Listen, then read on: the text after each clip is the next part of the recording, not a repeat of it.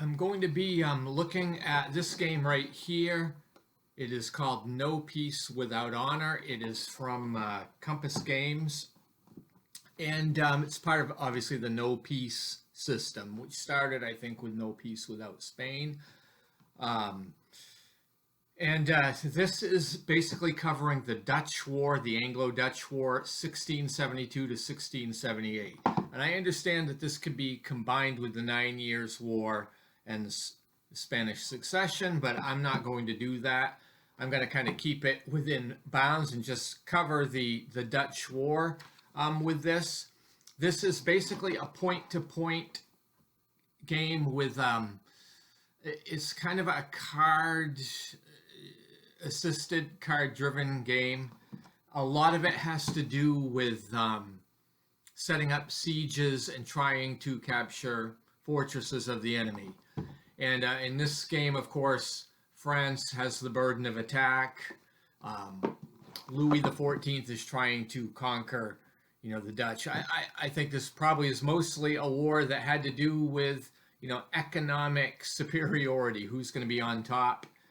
So, the game starts with France and under the Bourbons, allied with, I believe,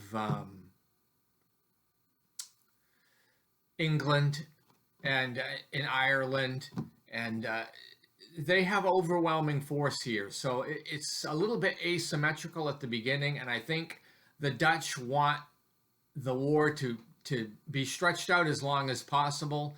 Of course, the French want a quick, decisive victory. And so that's kind of what's going to unfold in this game. I think there are one turn is a year, but each turn has like 5 rounds in it. And it has a war wariness track, which causes positive and negative things to trigger when the wariness rises on either side or both sides. So there are 3 markers on that track. There's a victory point system that's pro, and I think 0 is like an automatic win for the Bourbons. And then on the other end of the spectrum is getting to the Dutch win. So otherwise, it's going to be one, I think, on points, if I remember correctly. So we'll go into a little bit of a look at this game. In this video, we'll look at turn 1, which is 1672. Let's go down to the map. So turn 1, I believe, is 1672, and so we have events. The Dutch actually can hold theirs, but the Bourbons have the Steel a March event. So basically, Wilhelm, Frederick Wilhelm, is moved into Cologne. Also, Johann Moritz moves into that space. I guess this represents the siege of Bonn. So that is going to take control away from the Bourbon players. So this is exactly the type of card that the Dutch wants to see happen. So in round 1, I'm using the French to basically get back where they started before that event. And so I played 3 operations points, and I had Turenne, who has a very large army, move into Cologne, and they're going to try to reclaim this. So Frederick Wilhelm decides to not really get entangled with this large army. He doesn't go into the fortress either. He just simply retreats back to Nijmegen. And then Turenne commences with the siege of Cologne. Also had a leader, an unnamed leader, move into Strasbourg, and they began a siege there. And then the last thing I do is I have Noailles moves into Lyon and just parks there from that vacated space. Then during the Dutch player on round 1 uses 2 operations and floods Amsterdam and Naarden.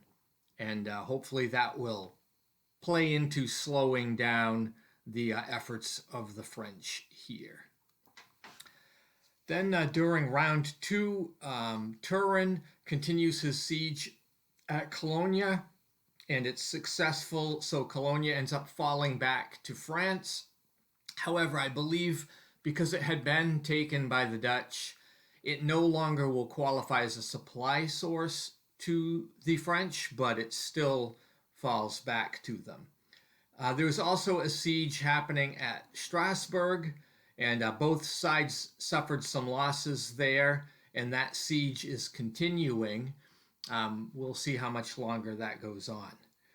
Then the Dutch end up playing into replacements, and the corps in Liege is brought up to full strength, which I believe is 10,000 men. Okay, on round three, the leader Turenne marched to Liege and opens a siege up there. We'll see how that goes. Then the generic leader, I'm going to call him Montclair, leaves his continues his siege at Strasbourg, and finally Strasbourg falls. So that's I think it's worth 2 points. So that drops the victory points, I think, down to 9 in favor of the French. Then the Dutch expend another replacement, and they bring another corps back up to full strength. They're probably going to need it, and I moved around some Austrian forces. So that brings an end to round three. Then in round four, Turenne continued the siege at Liege, and both sides suffered losses here, and I don't know if Liege is going to fall in this year. Also, the 03 leader, I'm calling Montclair, moved into Landau and is going to try a siege there, but I don't know if he has enough time to actually pull this off either.